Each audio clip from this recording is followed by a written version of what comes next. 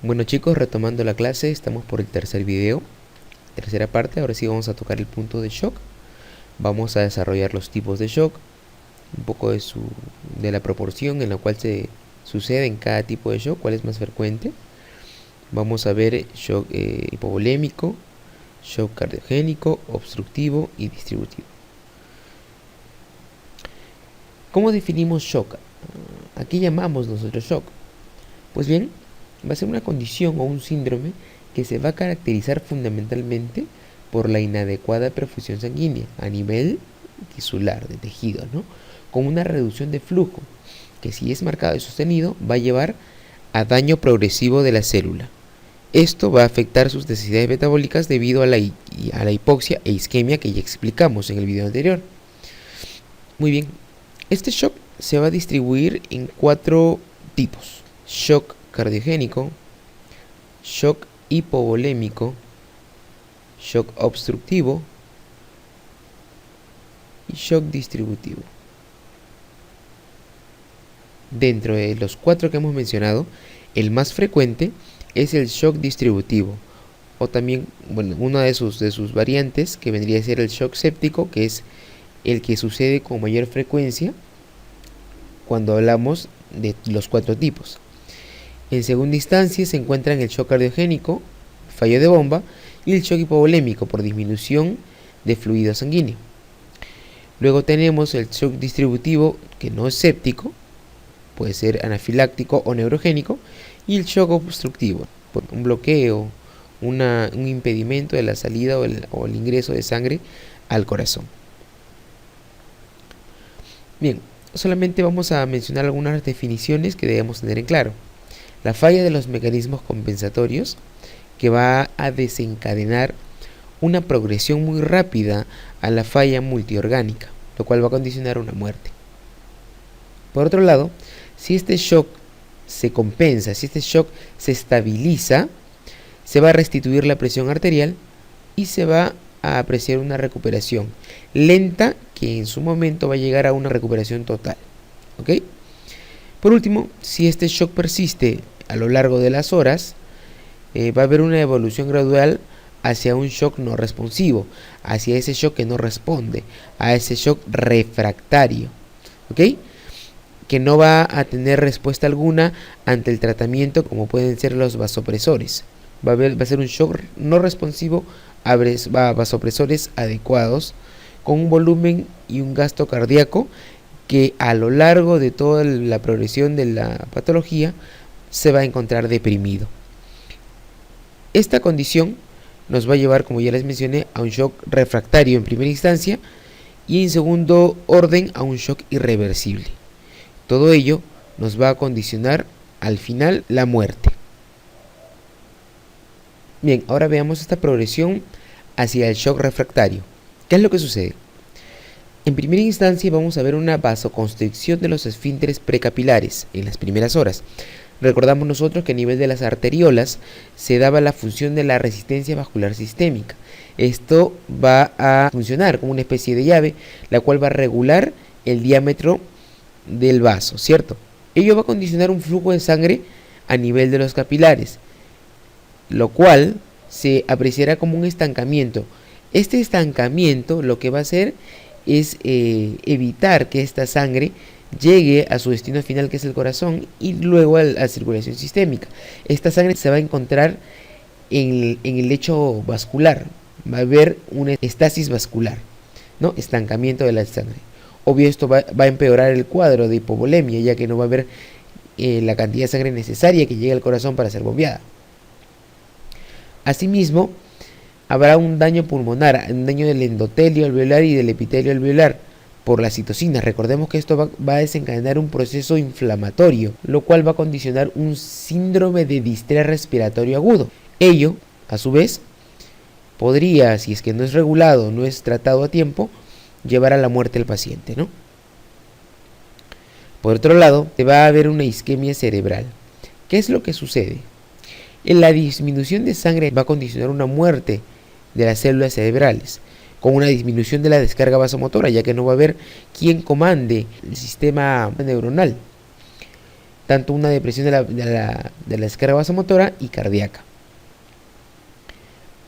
Ello condicionará una disminución de la presión arterial, que va a empeorar el cuadro de shock, dando así un círculo vicioso, ¿no? Por otro lado, podemos ver que a nivel cardíaco, la disminución del flujo sanguíneo miocárdico va a condicionar un shock severo. Ello disminuirá la eficacia del corazón como bomba. Por tanto, si en su momento trataba de compensar dentro de lo que cabe en lo posible, ahora que ya está dañado, que su eficacia está venida menos, dará como consecuencia una disminución de este gasto cardíaco, más allá de lo que ya está disminuido.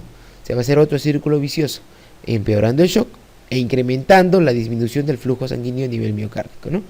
Veamos cómo se da esta progresión hacia el shock refractario. En resumen, y dando síntesis a lo que hemos hablado, en primera instancia va a ocurrir una hipoxia isquémica, a lo cual llamamos shock compensado, con un cierre de esfínteres precapilares, una venoconstricción, se van a aperturar las anastomosis arteriovenosas, dando así una distribución sanguínea, con una recuperación de la volemia y una recuperación de la presión arterial. Hasta aquí el paciente puede salir del cuadro, sin llegar a presentar consecuencias nocivas. Por otro lado, podemos ver que esta hipoxia isquémica podría convertirse en una hipoxia estásica, ¿no? A lo que llamamos shock progresivo. Se van a abrir los esfínteres precapilares, se va a mantener esta venoconstricción, lo cual va a condicionar un aumento de la presión hidrostática capilar. Ello se traduce clínicamente en un edema. El aumento también de la permeabilidad capilar permitirá que estos fluidos a nivel de los vasos del intravascular salga hacia el intersticio, reforzando así este edema. Como podemos saber también, va a haber una pérdida de la integridad celular. En última instancia, vamos a ver que este shock, siguiendo su progresión, se va a convertir en un shock irreversible de 3 a 5 horas. Es un lapso bien breve, como podemos ver. Este shock irreversible se va a caracterizar por una isquemia cerebral, va a haber una fuerte depresión de los centros vasomotores, respiratorios y termorreguladores. Todo ello va a expresar nuestra clínica en nuestro paciente. También veremos una isquemia cardíaca, lo cual va a condicionar una disminución del gasto cardíaco e incrementando el cuadro de hipotensión. Llegado hasta este nivel, es muy difícil, muy complicado, hay posibilidades totalmente nulas de que el paciente pueda salir de este cuadro clínico, ¿no? Bastante complicado. Bien, ahora vamos a explicar estos círculos viciosos. Si bien es cierto, hemos ya mencionado algunos en las diapositivas anteriores, ahora vamos a explicarlos para que nos quede bastante claro a qué nos va a llevar este shock irreversible. Como podemos ver, todo va a iniciar con una velocidad de flujo sanguíneo disminuida. ¿Qué es lo que sucede? Esta vasoconstricción va a condicionar a una velocidad de flujo sanguíneo disminuida. Al disminuir la velocidad de sangre, va a incrementarse la viscosidad de la misma. Al incrementar la viscosidad de la misma, como lo mencionamos en el primer video, la resistencia vascular sistémica se va a ver incrementada porque va a haber más área de roce. Es decir, va a haber más área con la cual el vaso esté en contacto, ¿sí? El endotelio vascular está en contacto, lo cual va a condicionar a un incremento de esta resistencia vascular sistémica. Esto repotenciará la disminución de la velocidad de flujo sanguíneo. Y así se va a dar el círculo vicioso sucesivamente, ¿no? Hasta alcanzar en algún determinado momento la estasis o el cese completo del flujo sanguíneo. Perfecto. Esto se va a traducir como una deficiencia circulatoria. Por otro lado, veremos también que el volumen sanguíneo se encuentre venido a menos. Como bien sabemos, esto va a producir una presión arterial disminuida, causando así una vasoconstricción periférica. ¿Ok? Esta vasoconstricción periférica nos va a condicionar hipoxia, que ya lo hemos desarrollado en su momento. Ahora, en este círculo vicioso vamos a ver 3 vías, ¿no? A, B y C. Por la primera mención, esta hipoxia va a condicionar una dilatación precapilar. ¿Ok? Va a haber una dilatación precapilar, generando o condicionando una apertura de estas arteriolas, lo cual nos va a demostrar una fuga de volumen sanguíneo hacia el intersticio. ¿Okay? El volumen sanguíneo se va a perder, va a haber una pérdida de líquidos del intravascular hacia el intersticio. Esto nos va a condicionar una disminución del volumen sanguíneo, reforzando la hipovolemia. ¿Se dan cuenta? Miren, esta dilatación precapilar hace que se estanque la sangre. El estancamiento de sangre va a condicionar un aumento de la presión hidrostática, la salida de presión hidrostática capilar, la salida de la sangre hacia el intersticio, ¿no? Va a haber una gran pérdida de fluidos del intravascular. Este cuadro de hipovolemia se verá reforzado y condicionará un decremento mucho mayor de la presión arterial, lo cual incrementará la hipoxia a nivel general. Ahora veamos la segunda vía. Esta misma hipoxia causará un daño a nivel de los capilares. Este daño a nivel de los capilares nos va a desarrollar una coagulopatía de consumo. ¿Y a qué me refiero cuando menciono lo que es coagulopatía de consumo? Un ejemplo, por decirlo así, de una coagulopatía de consumo está la coagulación intravascular diseminada. Solamente para hacer un paréntesis, mencionaremos que es un proceso patológico en el cual se va a ver expresado una formación excesiva de trombina. Esta trombina, esta proteína, nos va a inducir el consumo de factores de coagulación y plaquetas en la sangre, ¿no? Solamente para aclarar un poquito la situación en la que estamos. Esta coagulopatía de consumo o coagulación intravascular diseminada generará muchos problemas a nivel sistémico. ¿Qué es lo que va a suceder? Va a aparecer se va a producir la aparición de hemorragias, petequias, púrpuras, va a ser su clínica bastante expresada, ¿no? También así vamos a mencionar la trombosis, va a haber una formación de trombos como suele suceder por la vía común de esta coagulopatía por consumo. Se van a producir microtrombos a nivel de la microvasculatura. Esto causará una necrosis a nivel de tejidos, a nivel de órganos, ¿no? Generando o degenerando, por decirlo así, disfunciones a nivel de los órganos afectados, ¿no? Estas hemorragias en el tejido van a presentar o van a afectar a nivel de la volemia total, porque va a ser una pérdida de sangre del intravascular que se va a ver estancada a nivel de los tejidos. Es por ello que lo vamos a evidenciar, pero ya no va a estar en el intravascular, se va a estar perdida, ¿ok? Es una parte de sangre perdida, repotenciando la hipovolemia y incrementando la hipoxia tisular. Por último, veremos que este daño capilar también va a producir, como ya lo mencionamos, microtrombos, los cuales también apoyarán o reforzarán el cuadro hipóxico, ¿no? Bien, por otro lado, vamos a ver también un tercer círculo vicioso. ¿Qué es lo que podemos mencionar aquí? El gasto cardíaco disminuido nos va a condicionar una presión arterial disminuida y una fuerte hipoxia. ¿Ok? Esta hipoxia hará que nuestro cuerpo obligará a nuestra célula a ir por otra vía, porque necesita de todas maneras la energía, como lo mencionábamos en el primer video. Esa vía será la vía anaeróbica. Al entrar la célula en una vía anaeróbica, producirá una acidosis, pero una acidosis a nivel del miocardio. Recordemos que va a haber poca afluencia de sangre a nivel de las arterias coronarias, condicionando así una situación de acidosis miocárdica, ¿no?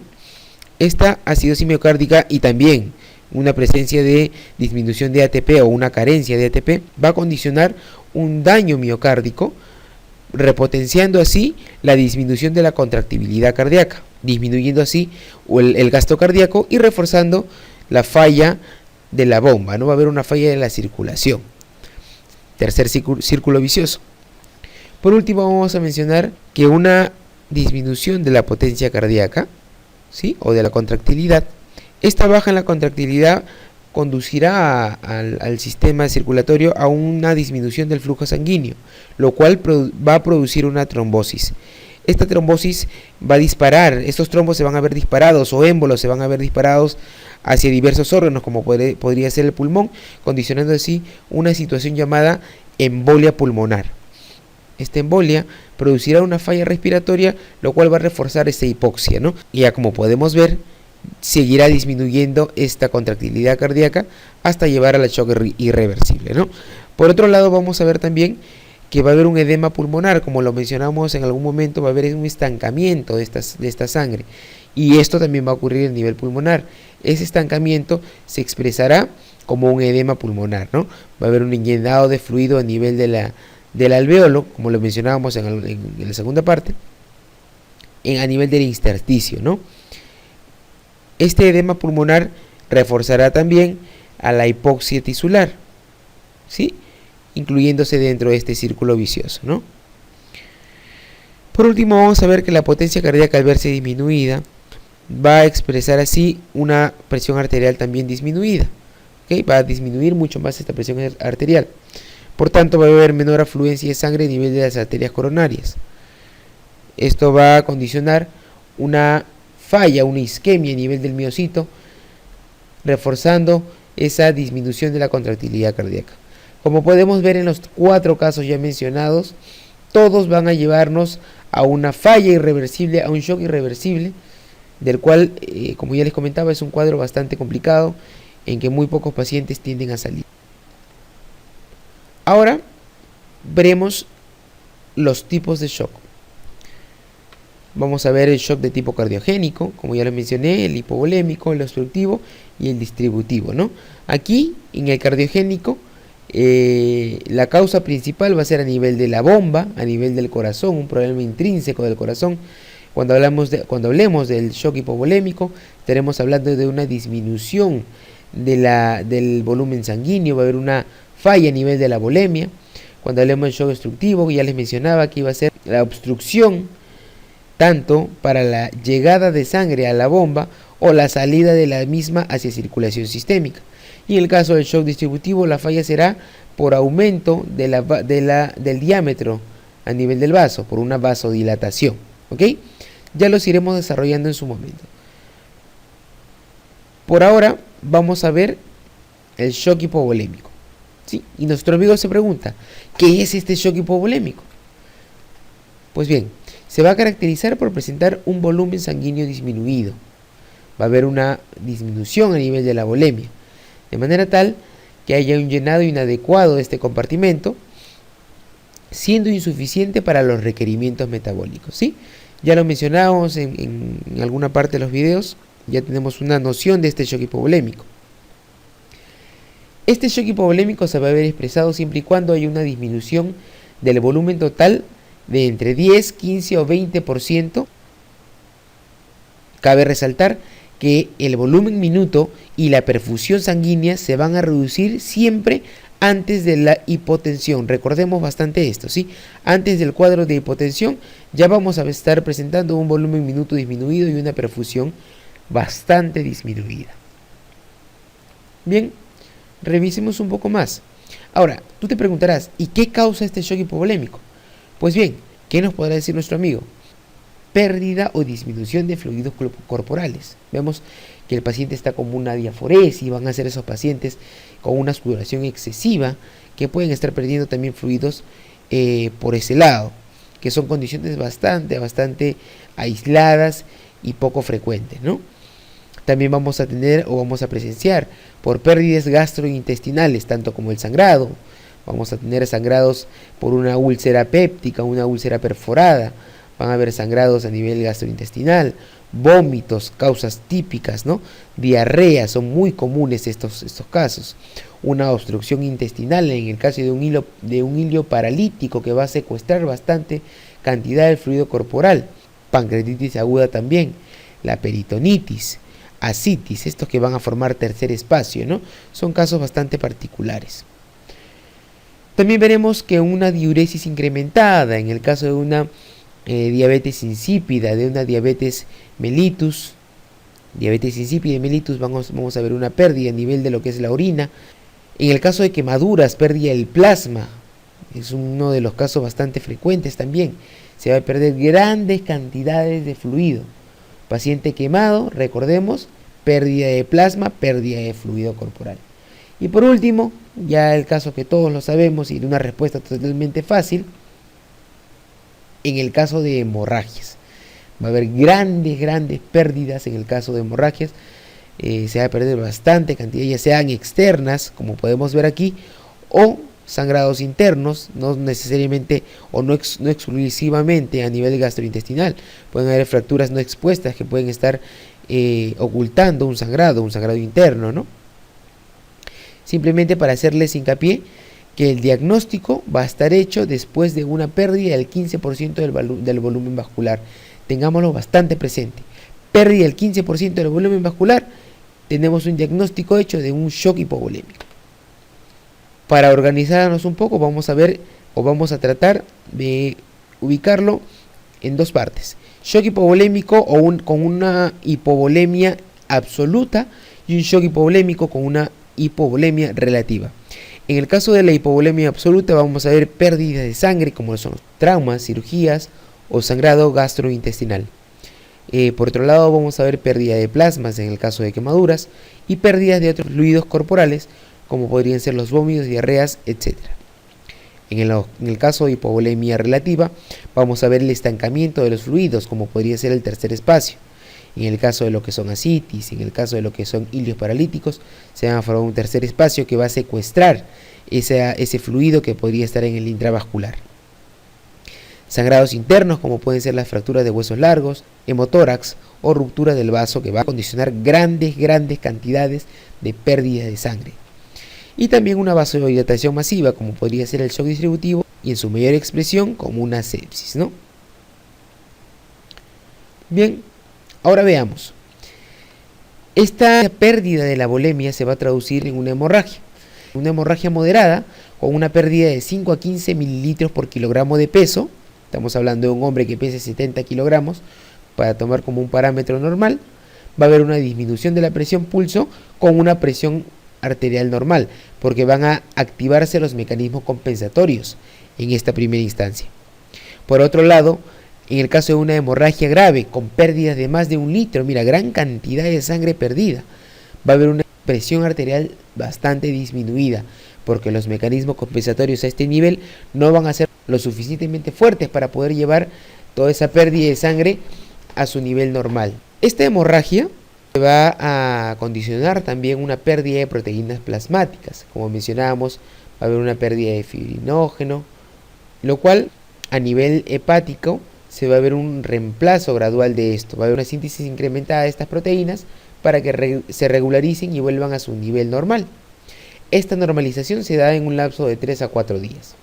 Por otro lado, esta hemorragia también va a condicionar una pérdida de glóbulos rojos. Ello a nivel renal va a condicionar un incremento de la eritropoyetina. Esto va a restituir el número de los glóbulos rojos y se dará en un lapso de 8 semanas para llegar a los valores normales. Bien, ahora revisaremos el efecto de la hemorragia en el gasto cardíaco y la presión arterial. ¿Qué nos dice este cuadro? Por un lado, vamos a presentar el gasto cardíaco y la presión arterial. Y por otro lado, vamos a ver el porcentaje total de sangre removida, de sangre perdida. Bien, ¿qué es lo que vamos a ver? Que con una pérdida de 10 o 15%, de nuestra sangre, por cualquiera de las causas, nuestra presión arterial se va a ver controlada, se va a ver normalizada, no va a haber ninguna variación. Y esto por los mecanismos compensatorios que se van a dar a corto plazo, como lo mencionábamos en el primer video. Sin embargo, a partir de este 15% ya va a haber una variación a nivel de nuestra presión arterial. Sin embargo, se van a mantener hasta este nivel una presión arterial normal. Lo que sí vamos a ver expresado va a ser una variación a nivel del pulso, una taquicardia compensatoria, se va a ver una clínica más visible, ¿no? A partir de este 20% de pérdida sanguínea ya vamos a comenzar a ver un decremento en la presión arterial. Va a haber una caída, la cual se va a hacer más y más profunda a nivel que se vaya perdiendo mayor cantidad de sangre. Como les comentaba, si se da una pérdida mayor a 40%, nuestra presión arterial va a llegar a ser 0. No vamos a percibir esta presión arterial. ¿Ok?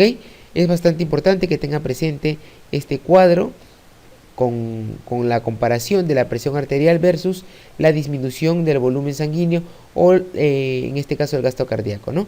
Vemos que a mayor disminución del gasto cardíaco va a haber una mayor disminución de la presión arterial, siempre resaltando que los mecanismos compensatorios nos ayudarán a mantener esta presión arterial hasta un punto determinado, ¿no? Más allá de ello, ya llegará la presión arterial a valores de 0. Ahora veamos cómo sucede este shock hipovolémico. En primera instancia vamos a ver que ante una pérdida del 10% de todo nuestro volumen sanguíneo, en el caso de las transfusiones sanguíneas, vamos a poder observar que nuestra presión arterial y nuestro gasto cardíaco se van a mantener iguales. Todo ello, como ya lo mencionábamos, por los mecanismos compensatorios a corto plazo. Sin embargo, si nosotros percibimos una pérdida del 25% del volumen sanguíneo, vamos a ver que el volumen latido se va a ver disminuido. Pero, sin embargo, nuestra presión arterial se va a mantener igual. ¿Y esto por qué?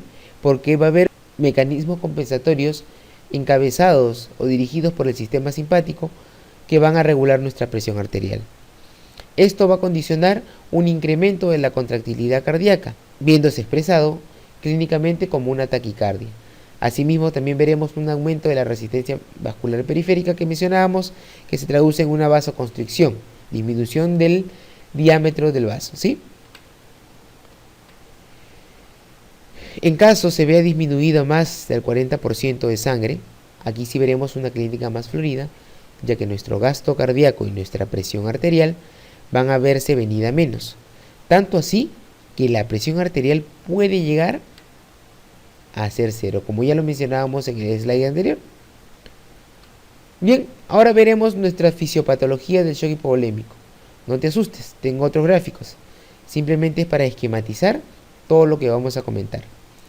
Al verse disminuida esta presión arterial, va a haber una percepción de esta volemia disminuida a nivel de los vasoreceptores arteriales ubicados en el seno carotidio y en el callado aórtico. Como ya lo mencionábamos, estos censarán una disminución de la distensión de las arterias. Ello generará señales a nivel del sistema nervioso central, enviando impulsos hacia este, incrementando así la descarga vasomotora, condicionando una vasoconstricción generalizada, que primero una preservación del corazón y del cerebro, ya que esta vasoconstricción hará que el fluido sanguíneo sea constante a nivel de estos dos órganos, totalmente importantes, ¿no? Por otro lado, se va a expresar en nuestra clínica una piel bastante fría por la vasoconstricción y pálida, porque esa sangre no va a llegar hasta el tejido distal, como podrían ser las extremidades, y se va a ver traducida en una frialdad y una palidez. También podemos observar que a nivel renal va a haber una disminución del flujo sanguíneo renal con una disminución de la tasa de filtrado glomerular. Esto va a condicionar una oliguria. ¿Por qué? Porque el riñón va a percibir, a nivel de su arteria aferente, va a percibir una disminución de sangre. Entonces el riñón va a optar por no eliminar esa orina, sino mantenerla, reabsorberla para reponer así esa pérdida de la volemia. Esta oliguria nos va a condicionar una disminución de líquidos. Va a haber una acumulación de productos nitrogenados, a lo cual llamamos azoemia prerrenal. Este paso es totalmente importantísimo, porque el acúmulo de productos nitrogenados nos va a condicionar una isquemia. Esta isquemia nos dará un cuadro conocido como necrosis tubular aguda. Ello nos llevará hacia una insuficiencia renal aguda, cuadro bastante importante y de gran relevancia porque puede llevar a la muerte al paciente, ¿sí? Tengamos presente bastante este paso de la isquemia prolongada hacia una insuficiencia renal aguda. Muy bien, también podemos observar que esta pérdida de glóbulos rojos condicionará una disminución del transporte de oxígeno, ya que no va a haber la cantidad necesaria de glóbulos rojos que lleven a ese oxígeno hasta la célula para que ésta pueda llevar a cabo todas sus necesidades metabólicas. Ello, sumado a una disminución de la presión arterial mediante un mecanismo de sinergia, van a estimular a los quimiorreceptores. Recordemos que los quimiorreceptores van a sensar la cantidad de oxígeno, en este caso, o de CO2, a nivel del seno carotídeo y del callado aórtico. ¿Ok? Esto desencadenará reacciones que van a condicionar un incremento de la frecuencia respiratoria y un aumento de la descarga vasoconstrictora, que también se va a expresar como una taquipnea, ¿no? El paciente va a estar agitado, inquieto, ¿no? Por otro lado, veremos que esta hipovolemia y se va a ver compensada por el mecanismo de el incremento de la producción de la angiotensina 2, producción también de noradrenalina a nivel de la glándula suprarrenal. También veremos una producción de aldosterona y una producción también de la hormona antidiurética. Todo ello con el único fin de reponer la volemia. Estas hormonas vasopresoras van a condicionar una reposición de la volemia, llevando así o regularizando así nuestro cuadro hipovolémico. A su vez, esta hipovolemia también incrementará los niveles de la ACTH y del sistema renina-angiotensina-aldosterona, que ya lo mencionamos. A su vez, el incremento de la aldosterona sumado al incremento de la hormona antidiurética condicionará un estado de retención de sodio, y el sodio, como bien sabemos, va a jalar agua, todo ello para reponer esta pérdida de líquidos, ¿sí?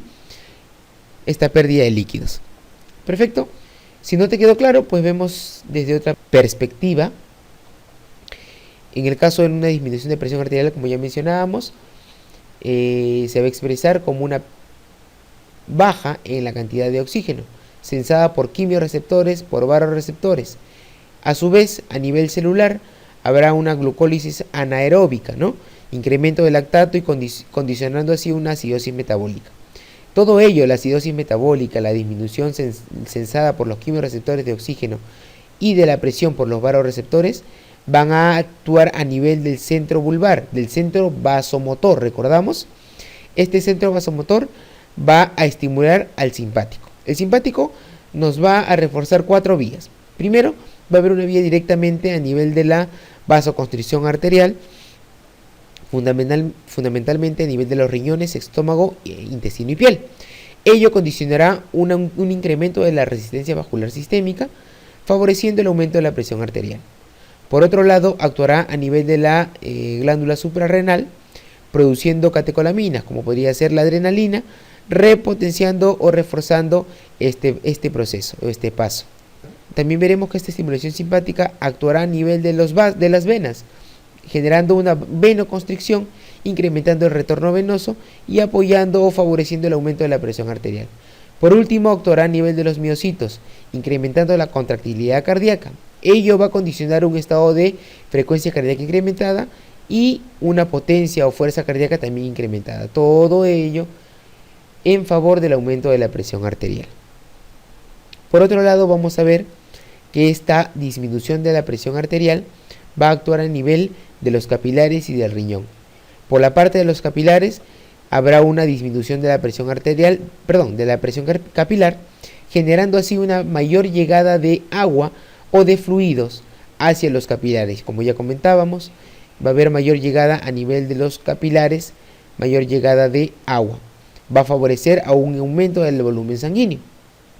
A nivel renal también, la poca llegada de sangre al riñón va a condicionar una irrigación insuficiente, generando un filtrado glomerular disminuido, condicionando un estado de oliguria.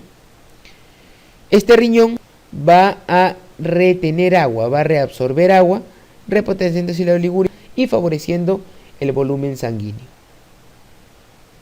Este riñón también producirá a nivel de sus células granulares renina, la cual desencadenará todo el proceso bien conocido ya del sistema renina-angiotensina-aldosterona. ¿Ok? Por último, esta pérdida de volemia va a ser sensada por los receptores de volumen a nivel de la aurícula. ¿Sí? Estos receptores de volumen van a enviar sus señales a nivel del hipotálamo, generando así un incremento de la hormona antidiurética, reforzando a nivel de riñón la reabsorción de agua. Cabe resaltar que la angiotensina 2 va a actuar a nivel superior, incrementando así el mecanismo de la sed y reforzando también la vasoconstricción, ¿ok? Al igual que la hormona antidiurética.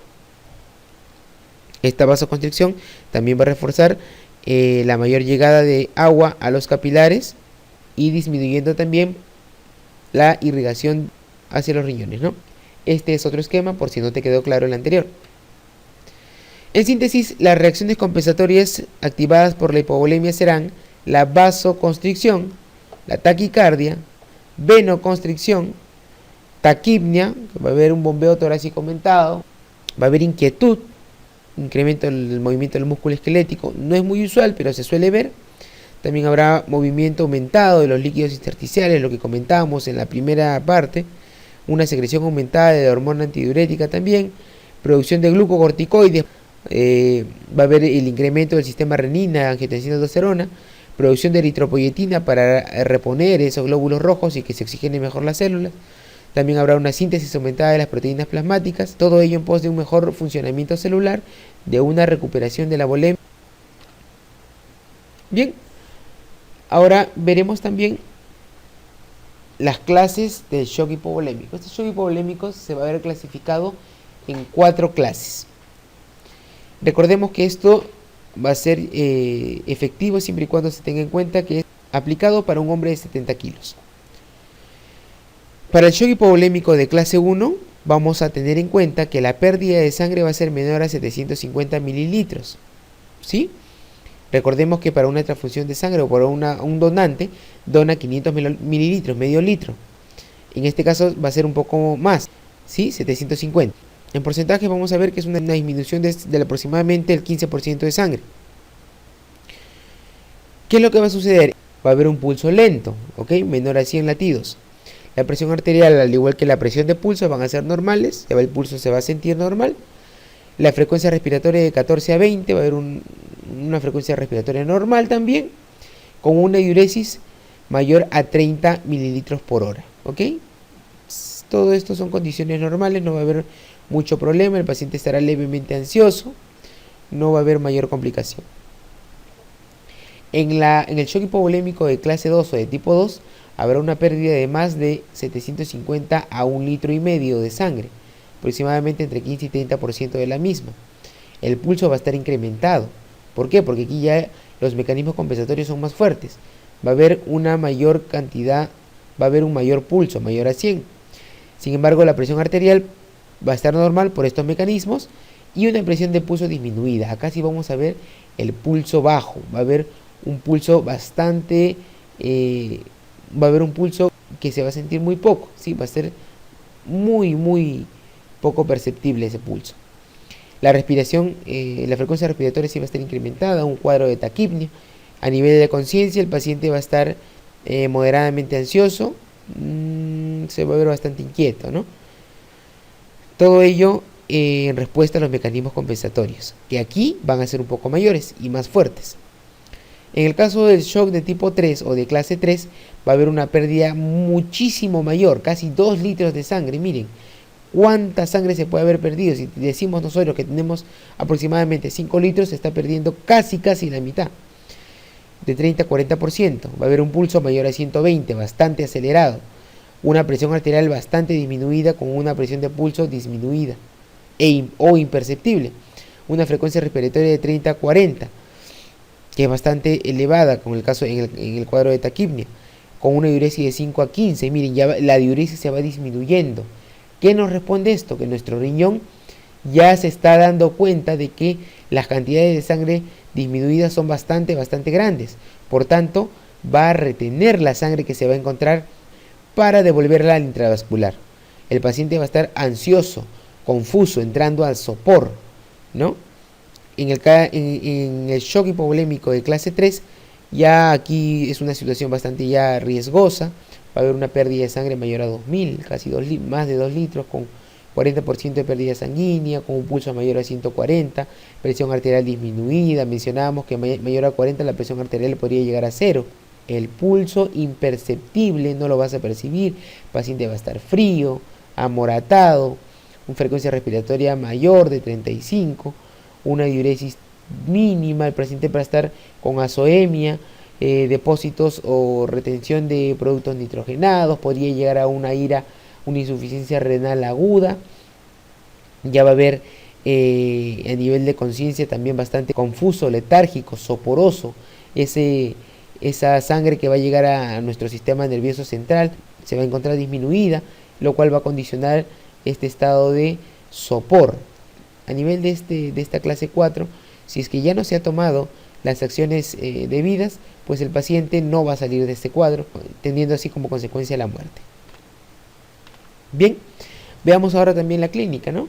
Como ya mencionábamos, la clínica va a ser la expresión de todos los mecanismos compensatorios.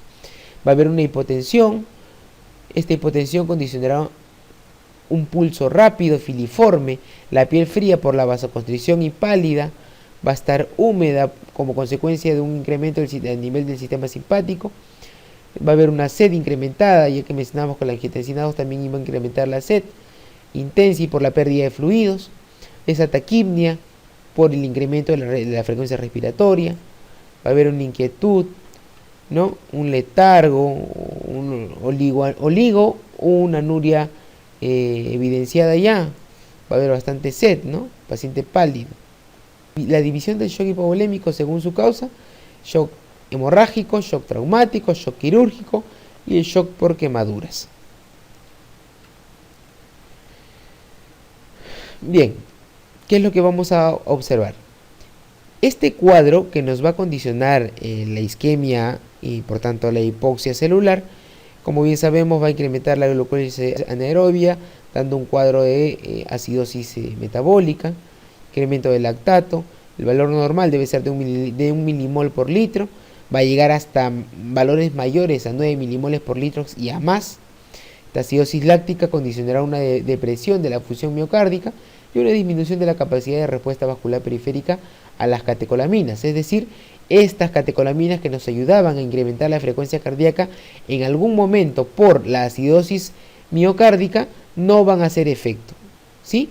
Esta ausencia del efecto de las catecolaminas a nivel del corazón nos condicionará a un estado de coma.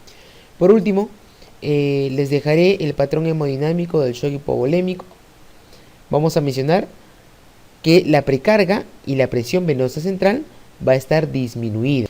El gasto cardíaco también se va a ver disminuido y la resistencia vascular sistémica o periférica aumentada por la vasoconstricción como mecanismo compensatorio para todo ello. ¿Sí? Perfecto, chicos, hasta aquí hemos llegado.